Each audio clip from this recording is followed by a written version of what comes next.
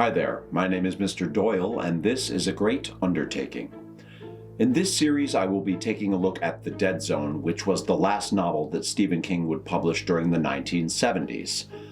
The 70s saw the beginning of King's writing career with the breakout success of Carrie, which he followed up with bestseller after bestseller, so it was only natural that King would close out the decade with yet another hugely successful publication, and his 8th published book, which includes 5 novels, the collection of short stories Night Shift, as well as 2 books he released under the pseudonym Richard Bachman.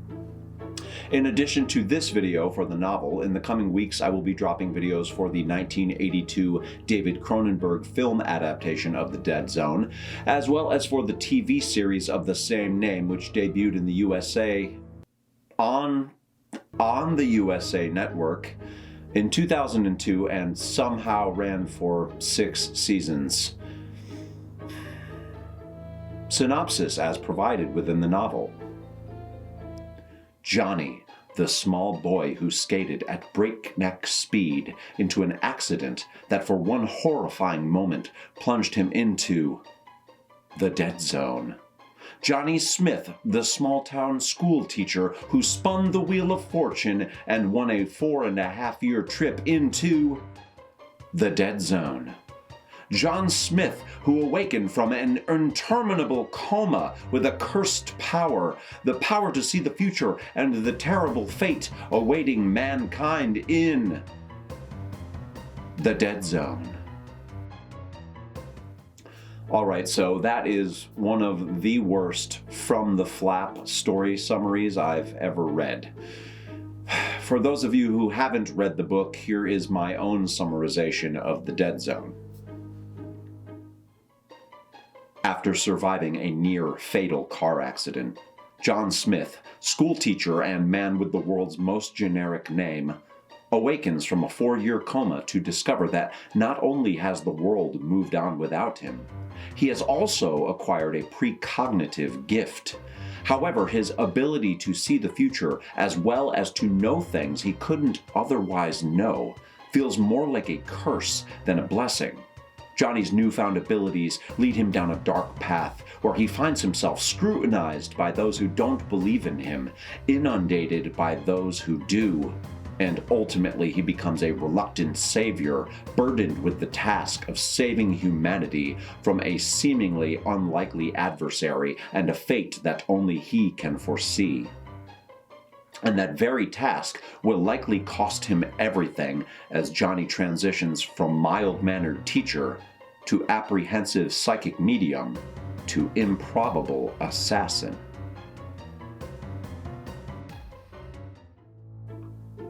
History and inspiration.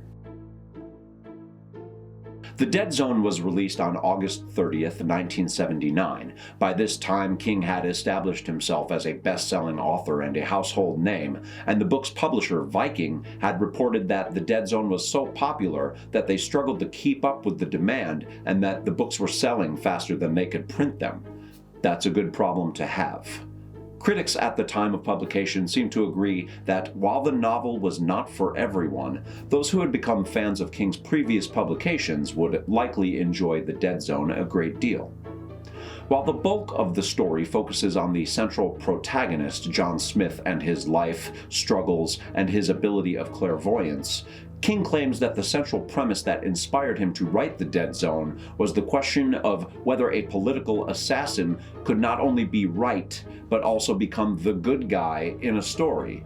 King goes on to say, quote, "These ideas called for a dangerously unstable politician. It seemed to me a fellow who could climb the political ladder by showing the world a jolly Jess folks face and charming the voters by refusing to play the game in the usual way." Unquote.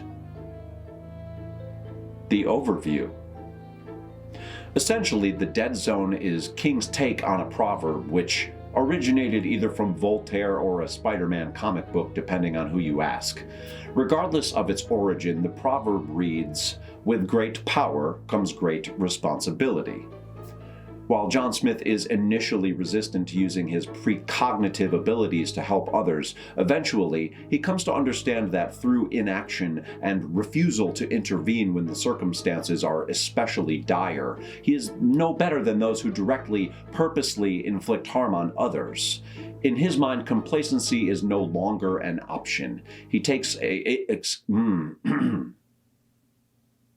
It takes a string of horrific murders to get him there, but he does come to the conclusion that to be complacent is to be a silent accomplice of sorts who is guilty of allowing injustice to be carried out.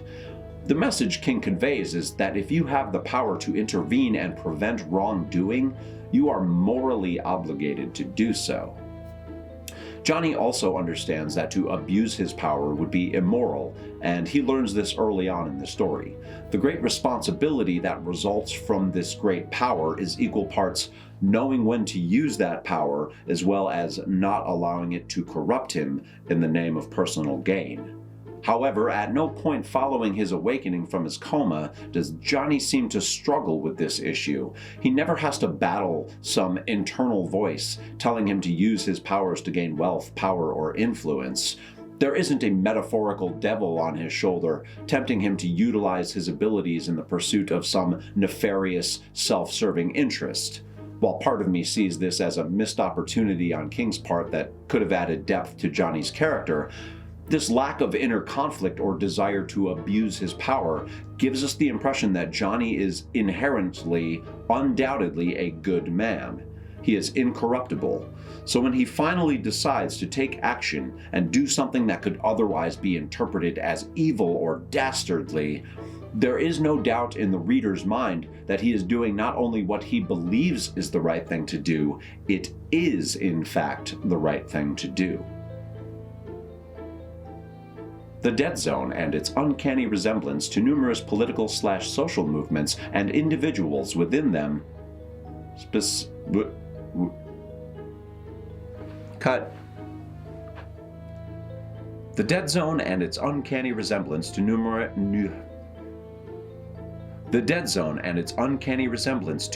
political/social The Dead Zone and its uncanny resemblance to numerous political/social movements and individuals within them specific to the United States 4 decades later. Excuse me.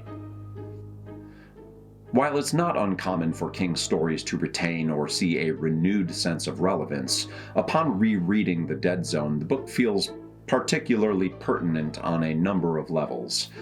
Here are a few character portrayals from the book that sure sound applicable to certain individuals, movements, and events in our recent or current reality in the US.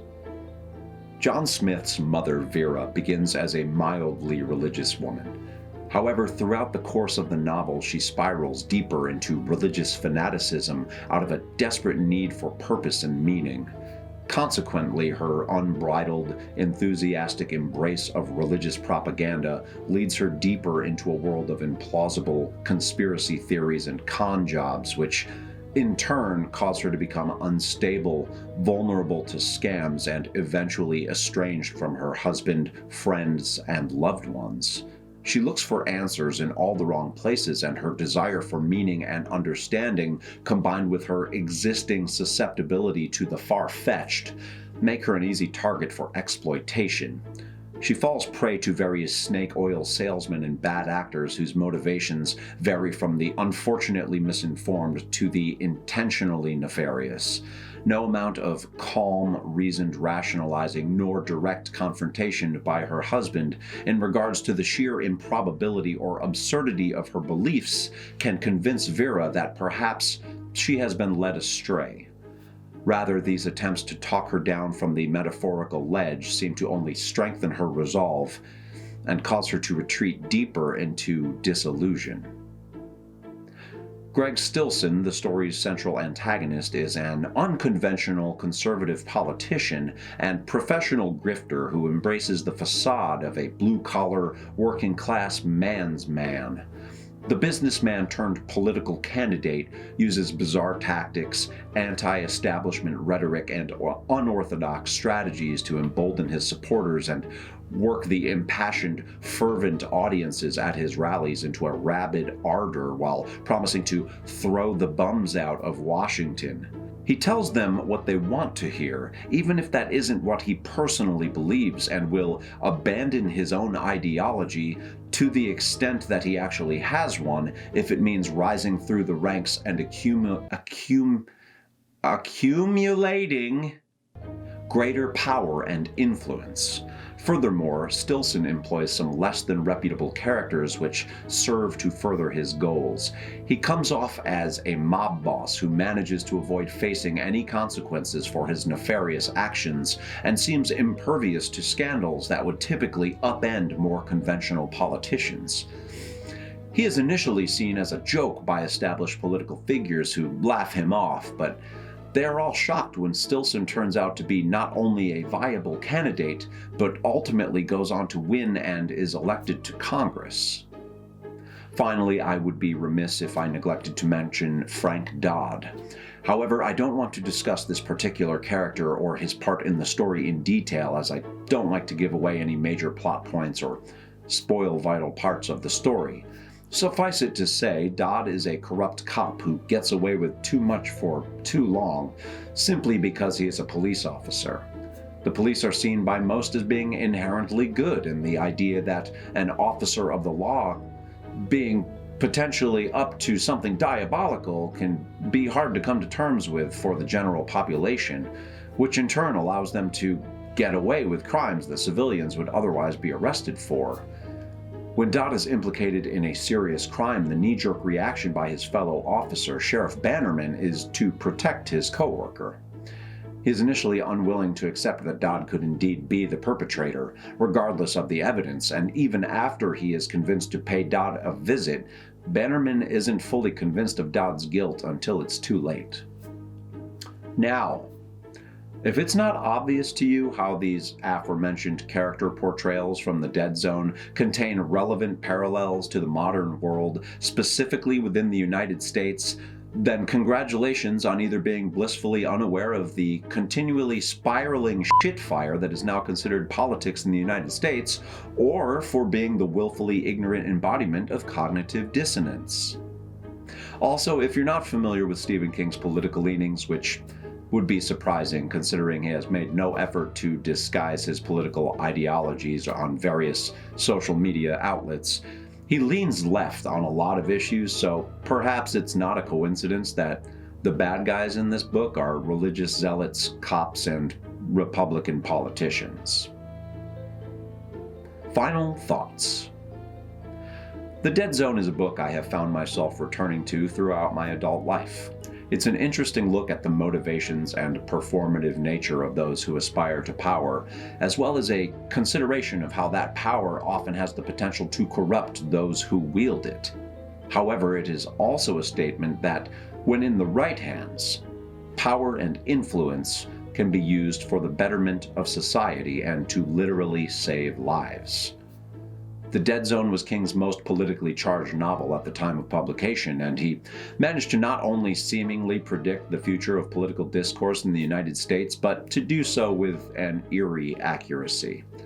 However, the issues King addresses in the Dead Zone aren't new or exclusive to the modern era, but rather they are arguably ongoing systemic issues that are perpetually a part of living within a capitalist democracy where power and influence are used as currency and a means to suppress those who have no power and influence of their own. Alright, in the next video in this series I will be taking a look at the 1982 feature film adaptation of The Dead Zone, which features Christopher Walken and Martin Sheen, and somehow manages to be enjoyable and not very good at the same time. New videos on this channel drop every Saturday at 10 a.m. Eastern Standard Time, so please subscribe to the channel to get reminders for all the upcoming seemingly endless King content. Okay, goodbye. Don't forget to click like and subscribe to the channel for my continued analysis of all things Stephen King, pretty pleased with blood and guts on top. My name is Mr. Doyle, and this has been a great undertaking.